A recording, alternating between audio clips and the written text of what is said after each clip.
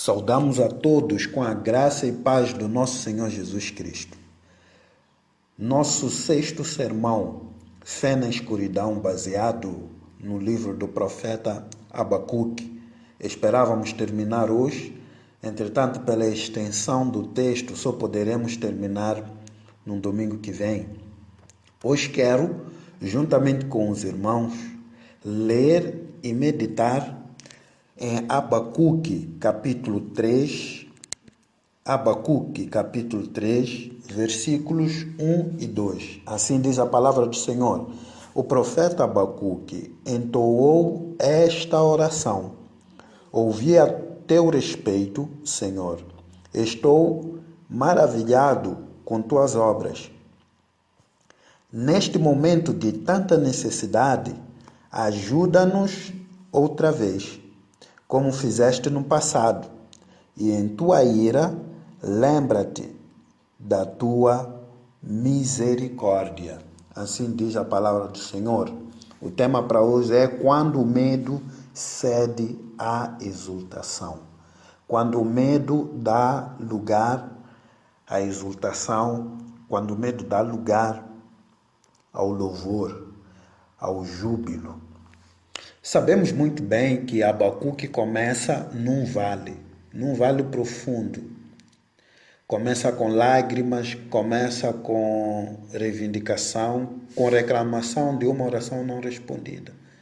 Mas é interessante perceber que agora no capítulo 3 termina nas alturas, termina com louvor, termina com gratidão, termina com fé. O profeta vai do desespero à esperança. O profeta faz uma viagem do temor à fé. O profeta experimenta uma angústia avassaladora, mas também uma alegria indizível e cheia de glória. E como expressão desse sentimento, dessa nova liberdade, ele compôs um salmo, compôs um belíssimo poema. E o capítulo 3, todo ele é este poema. O capítulo é uma oração em forma de um cântico, de um louvor a Deus. E mostra claramente que o povo que conhece a Deus é forte, que o conhecimento de Deus e das suas obras é o maior antídoto contra o desespero.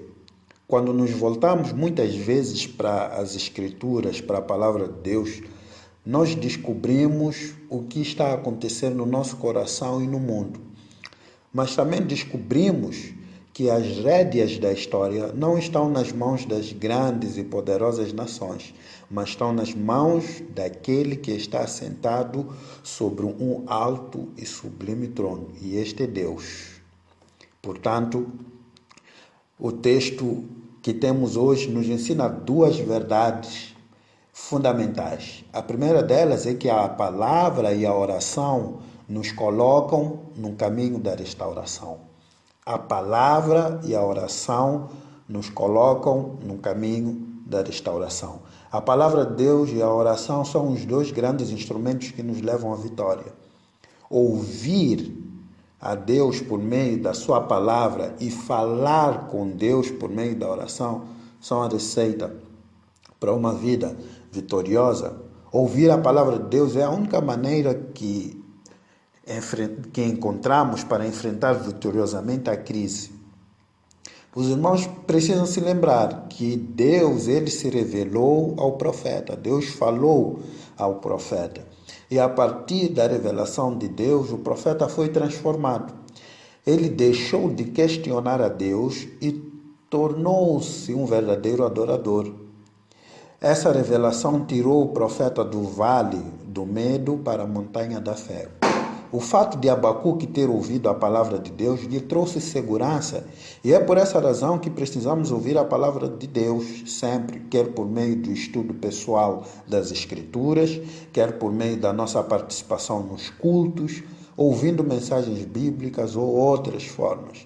A palavra de Deus, quando ouvida com sinceridade, produz em nós uma visão muito mais clara de quem Deus é e de como Ele age, além de nos proporcionar a segurança que nós precisamos. Ouvir a palavra de Deus por outro lado, nos leva à oração fervorosa, que produz em nós dependência de Deus e nos põe de joelho. Sempre que a igreja abandonou a fidelidade à palavra e o zelo pela oração fervorosa, ela se desviou. A história nos ensina isto muito bem. O profeta começou a orar ao Senhor e não a discutir com o Senhor. A sua oração logo se transformou em louvor e adoração. O profeta ora porque Deus ele falou através da sua palavra. E quando o profeta ora, ele ora com a atitude correta. Ele ora com humilhação. A revelação de Deus nos leva ao pó da humilhação. Ninguém pode ver o Senhor na sua glória. Ninguém pode compreender o Senhor através da sua palavra e ainda continuar arrogante, orgulhoso ou permanecer o mesmo. Mas também percebemos que o profeta, quando ouve a palavra de Deus, ele responde em oração, mas numa atitude de adoração. Deus havia dito algo a ele acerca do seu plano histórico e de como ele estava no seu templo. Deus havia deixado claro que ele era soberano. E diante desta revelação, diante desta constatação, o profeta ele ficou extasiado, ele ficou encantado com a pessoa de Deus. E ele percebeu que as suas preocupações diante da grandeza de Deus eram ínfimas e que não mereciam tanta atenção assim. De facto, quem merece a atenção, quem merece o nosso louvor, a nossa preocupação é a pessoa de Deus e não os nossos dilemas, porque os nossos dilemas diante desse Deus, eles são ínfimos. E isso vai suscitar em nós adoração. A adoração tornar-se-á prioridade e não necessariamente os nossos conflitos existenciais. Percebemos também que o profeta ele faz uma petição. E a petição do profeta, se os irmãos perceberem no versículo 2 que lemos, não é por livramento. O profeta não pede que seja livrado do sofrimento. Ele tira seu foco da necessidade do homem, do desejo do homem, ele coloca seu foco em Deus. Agora, o profeta, quando ora, seu grande apelo não era o livramento do seu povo. Agora, o seu grande desejo era que Deus avivasse sua obra no meio do seu povo, como fez nos anos anteriores, como ele fez no passado. Quando, de fato, ouvimos a palavra de Deus e a oração nasce como resposta, nos encontramos num caminho da restauração. Isso aprendemos claramente com o profeta Abacuque. A segunda grande verdade é que o clamor pelo avivamento nos leva de volta ao favor do Senhor. O clamor pelo avivamento nos leva de volta ao favor do Senhor. Avivamento é um dos temas mais falados e mais distorcidos na igreja evangélica da atualidade. Muitos confundem avivamento com dons espirituais ou com um estilo de culto mais barulhento, mais animado, com som alto ou com uma música agitada. Outros confundem avivamento com a presença de sinais e milagres. Mas há aqueles também que confundem entusiasmo puramente humano com o mover do Espírito. E chegamos a confundir que grandes ajuntamentos, grandes multidões são sinônimo de avivamento. O avivamento verdadeiro, queridos irmãos, ela vem do céu, é de Deus, é obra soberana do Espírito Santo. O avivamento sempre está centrado na palavra de Deus. Onde encontramos heresia, onde a palavra de Deus não tem centralidade, não existe avivamento neste lugar, pois o Espírito não honra aqueles que desonram a verdade. O avivamento sempre há de levar a igreja à oração, à santidade e ao trabalho. Muitas vezes esses grandes movimentos de avivamento que ouvimos por ali na praça, nós percebemos que não são marcados pela oração, não são marcados pela santidade de vida e nem pelo trabalho que honra ao Senhor. Esse texto deixa claro algumas verdades sobre o avivamento. O avivamento é algo que a igreja deve ansiar e deve buscar. O profeta pede que Deus avive sua obra no decorrer dos anos, ao longo da história.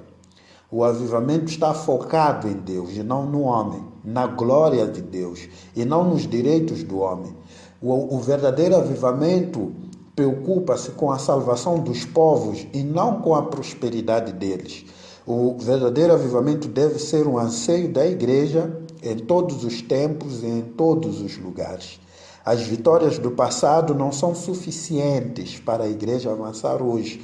Por isso o profeta, ele pede que o Senhor avive o seu povo hoje como fez no passado. Porque ficar a contar apenas o que aconteceu no passado não nos torna melhores hoje. Os derramamentos do Espírito no passado não são suficientes para encher a igreja do Espírito Santo hoje. Devemos orar pelo avivamento sempre. Devemos nos preparar para o avivamento sempre. Devemos desejar ansiosamente por ele sempre. Nossa oração deve ser sempre a mesma. Numa outra versão, o versículo 2 vai dizer: aviva a tua obra no decorrer dos anos. Deve ser esta a nossa oração, deve ser este o nosso mais profundo desejo para a igreja do Senhor Jesus. A base em que a igreja deve buscar o avivamento é a misericórdia de Deus. Lembra-te da tua misericórdia, é o que o profeta vai dizer. Abacuque sabe que Deus é santo e justo. Ele sabe que o pecado que existe muitas vezes em nós provoca a ira de Deus. Sabe que o pecado merece o juízo divino, contudo, ao mesmo tempo, ele reconhece que Deus é misericordioso e ele é capaz de amar infinitamente os objetos da sua ira. Por isso pede clemência e não justiça, pede misericórdia. Ele sabe que é das entranhas da misericórdia divina que fluem, de facto, a graça para Deus derramar avivamento. O avivamento vem quando Deus se volta da sua ira para a misericórdia. O avivamento acontece quando Deus volta a sua face para o seu povo em favor misericordioso. O avivamento não é merecimento da igreja, é favor de Deus. Nós sabemos que temos falhado, nós sabemos que temos pecado, nós sabemos que não estamos como Deus gostaria, mas mesmo assim pedimos o avivamento. Pedimos o avivamento porque sabemos que ele nasce da misericórdia de Deus. A misericórdia que é capaz de encobrir os nossos pecados, a misericórdia que faz com que Deus nos olhe para além dos nossos deméritos. Essa deve ser a nossa oração. Honestamente, esse é o meu desejo e creio que é desejo de muitos outros irmãos que fazem parte da nossa comunidade e anseiam por dias melhores. O autor do avivamento que a igreja deve buscar é Deus. O avivamento é obra de Deus e não do homem. Ele não é promovido pela igreja. O avivamento não é um evento que nós agendamos. Não é algo que nós produzimos.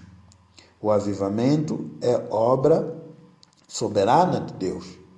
É Ele quem sopra o espírito do avivamento. O avivamento, ela vem só quando o Senhor decide. E muitas vezes nós encontramos na praça avivamentos programados. Tem dia, tem hora e muitas vezes tem sido nas sextas-feiras à noite. Mas, biblicamente falando, o avivamento não precisa acontecer na sexta-feira à noite. Pode acontecer em qualquer dia, em qualquer hora, em qualquer local e com qualquer grupo de pessoas. O avivamento é uma necessidade urgente. O profeta Abacuque pede avivamento, mas ele não pede a ausência de sofrimento. Ele pede a manifestação poderosa de Deus no meio do seu povo e não prosperidade econômica ou política para o seu povo. Ele quer Deus. Mais do que as bênçãos de Deus, o profeta anseia pela presença do próprio Deus. O avivamento é essa vontade expressa de que nós não podemos viver sem a presença de Deus. A presença de Deus é a coisa mais fundamental, é a necessidade mais básica e urgente para nós sobrevivermos, para nós conseguirmos seguir. E o avivamento é o reconhecimento desta máxima. Hoje, para refletir e praticar, gostaria de fazer este convite de orarmos pelo avivamento nas nossas famílias, de orarmos pelo verdadeiro avivamento na nossa comunidade metropolitana, na nossa igreja. Constatamos em algum momento um vazio espiritual, algum distanciamento pela pessoa de Deus. Presenciamos alguma fuga espiritual. Verificamos que Deus muitas vezes não tem sido a coisa mais importante, não tem sido buscado. Percebemos isso nos nossos cultos das quartas-feiras, em que as respostas, os retornos são fraquíssimos. Percebemos isso nos nossos cultos de domingo, pela participação e pela presença. Precisamos de um avivamento, precisamos de um mover do Espírito Santo. E essa necessidade é imperativa. Precisamos hoje. E precisamos para que o Senhor possa de facto nos restaurar, para que a sua glória possa ser vista. O avivamento é quebrantamento. O avivamento ele nasce quando nós nos arrependemos dos nossos erros, dos nossos pecados, que de facto Deus não tem sido a nossa prioridade. O avivamento é marcado por oração abundante, por isso precisamos orar. Não há derramamento do Espírito sem que a igreja, de facto, tenha sede de Deus e perceba que tem sede de Deus. Hoje a igreja está a substituir a pessoa de Deus pelas bênçãos de Deus. Estamos mais preocupados com aquilo que podemos receber de Deus do que com o próprio Deus. Estamos preocupados com poder econômico, estamos preocupados com as coisas que podemos construir à nossa volta. Mas nós estamos preocupados com a nossa saúde espiritual. Quando o avivamento chegar, quando o avivamento muitas vezes chega, a igreja ela se torna mais ousada em pregar a palavra de Deus. Cada crente se torna um embaixador, um ministro da reconciliação. Quando o avivamento vem, a igreja cresce em graça, cresce em conhecimento, cresce também em número. Sempre que o avivamento vem, a igreja se fortalece. As multidões são atraídas e transformadas pelo Evangelho. Hoje, no nosso refletir e praticar, eu faço um pedido encarecido, um pedido aclamado, que os irmãos orem pelo avivamento, que desejam o avivamento, que percebam, de facto, a necessidade urgente de sermos restaurados. Que haja confissão de pecados, que haja derramamento, que nos lares, agora onde nós estamos a ouvir a pregação, que haja confissão e que Deus comece a nos trazer de volta para Ele mesmo. Esse é o nosso desejo e essa é a nossa oração. Que assim